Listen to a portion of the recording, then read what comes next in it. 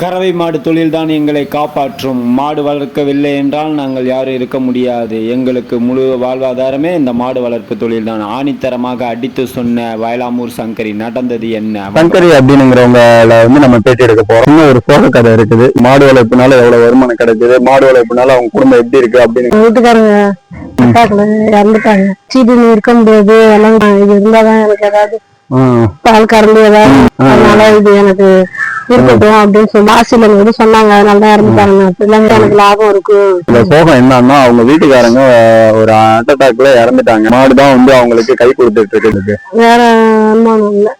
அம்மா வீட்டுலதான் உதவி பண்ணி அவங்க அம்மா வீட்டு வேற வருமானமும் இல்லைன்றாங்க. குடும்பத்தை ஓட்டுற மாதிரி. யூடியூப் சேனலுக்கு இப்ப நம்ம வயலாம்பூர் வந்திருக்கோம். வயலாம்பூர்ல பாத்தீங்கன்னா உங்க பேர் என்ன சொன்னீங்க? சங்கரி அப்படிங்கிறவங்கள நம்ம பேட்டி எடுக்க போறோம். இப்ப அவங்க மாடு வளர்க்கறது எல்லாத்துக்கும் நமக்கு தெரியும். இப்ப அவங்க மாடு தான் நம்ம ஊசி போட்டிருக்கோம். நம்ம ஊசி போட்டு கண்ணெல்லாம் போட்டிருக்கு, அது பசங்க வெட்டி போட்டிருக்கு. இப்ப அவங்களுக்குன்னு ஒரு சின்ன ஒரு சோக கதை இருக்குது. இது இப்ப நம்ம புதுசா ஸ்டார்ட் பண்ணிருக்கோம். இப்ப அவங்களுடைய சோக கதை நீங்க கேட்டீங்கன்னா உங்களுக்கே புரியும். மாடு வளர்ப்பு எந்த அளவுக்கு அவங்க இன்ட்ரெஸ்டா பாத்துட்டு இருக்காங்க, மாடு வளர்ப்புனால எவ்வளவு வருமானம் கிடைக்குது, மாடு வளர்ப்புனால அவங்க குடும்பம் எப்படி இருக்கு அப்படிங்கிறத நீங்க தெளிவா தெரிஞ்சுக்கலாம். சொல்லுங்க பாப்போம். வீட்டுக்காரங்க சொல்லுங்க. 6 மாசம் ஆகுது, இறந்துட்டாங்க. இது வச்சுட்டு இருக்க முடியாது, எல்லாம் வித்துருந்தாங்க.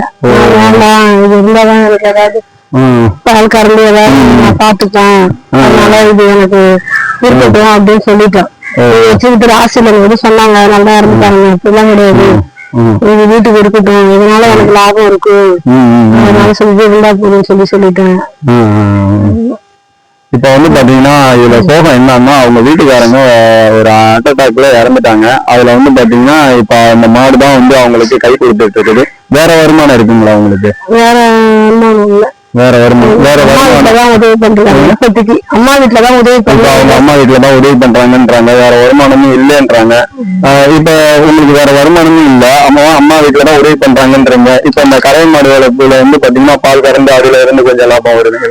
குடும்பத்தை ஓட்டுற மாதிரி சும்மா பக்கத்துல தராங்க. ஸ்டோர் இல்ல கிடையாது. இப்ப இவங்க என்ன சொல்லியிருக்காங்கன்னா, இவங்க மாடு இப்ப கறவை மாடு வளர்த்துட்டு இருக்கோம், அதனாலதான் அதுல வர்ற பாலை வச்சுதான் எங்களுக்கு வருமானம் கிடைக்குது அப்படிங்கிற மாதிரி இவங்க சொல்லியிருக்காங்க. இப்ப இந்த மாட்டுக்கு நம்ம தான் ஊசி போட்டிருந்தோம். என்ன கண்ணு போயிடுச்சு? நம்ம ஊசி போட்டோம், பசங்க நீட்டு போயிடுச்சு அப்படிங்கிற மாதிரி சொல்லியிருக்காங்க.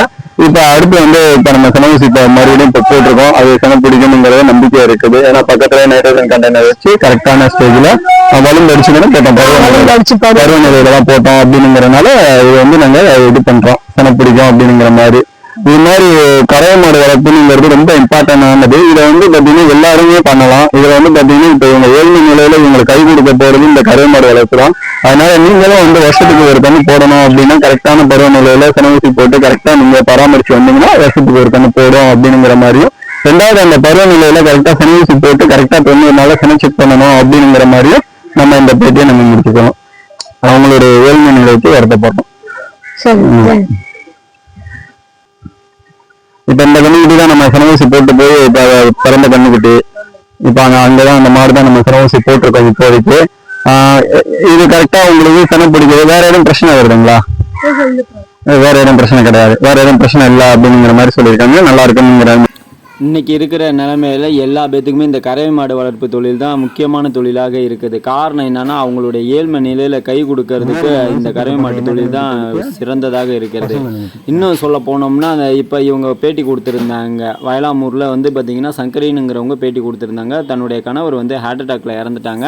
அதுக்கப்புறம் எங்களுக்கு வருமானமே இல்லை, பசங்களெல்லாம் படிக்க வச்சுட்ருக்கோம், ஆனால் படிக்க வச்சுருக்கிறதுக்கும் வருமானம் இல்லை, வீட்டுக்கும் சாப்பாட்டுக்கும் வருமானம் இல்லாமல் நாங்கள் ரொம்ப கஷ்டப்படுறோம். எங்கள் அப்பா அம்மாவுக்கு தான் கொஞ்சம் பார்த்துக்கிறாங்க, அதான் அவங்க அம்மா வீட்டு சைடு தான் பார்த்துக்கிறாங்க அப்படிங்கிற மாதிரி நேரடி பேட்டியாக கொடுத்துருந்தாங்க.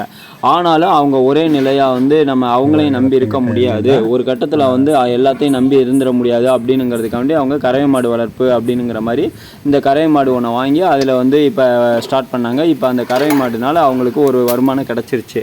அது எப்படி வருமானம் கிடச்சிருச்சு அப்படின்னா, அவங்களுக்கு பார்த்திங்கன்னா பால் மாடு கறக்குது. அந்த மாட்டு பாலை எடுத்துகிட்டு போய் தெருவுக்கு, அதாவது அங்கே ஸ்டோர் இல்லாதனால, அதாவது அந்த ஊரில் மில்க் ஸ்டோர் இல்லை அப்படிங்கிறனால பார்த்திங்கன்னா சரி பால் ஸ்டோர் இல்லைன்னு சொல்லிட்டு அவங்க தெருவுக்கு ஒவ்வொருத்தரும் மாடு இல்லாதவங்கெல்லாம் பால் கேட்பாங்க. அதனால் அவங்களுக்கு பால் கொடுத்துட்டு அதுக்கேற்ற மாதிரி அதில் வர்ற வருமானத்தை வச்சு அவங்க குடும்பத்தை அவங்க பார்த்துட்டு வர்றாங்க. இப்போ இதை நாங்கள் யூடியூப் சேனலில் போட்டுக்கலாமா? யூடியூப் சேனலில் போட்டுக்கலாம் அப்படிங்கிற மாதிரி அவங்க தெளிவாக சொல்லியிருக்காங்க. தேங்க்ஸ் ஃபார் வாட்சிங். தேங்க்ஸ். டிஜிஎஸ்என் ஜீவன்ராஜ் யூடியூப் சேனல் உங்கள் ஜெயந்திராஜ். தேங்க்ஸ்.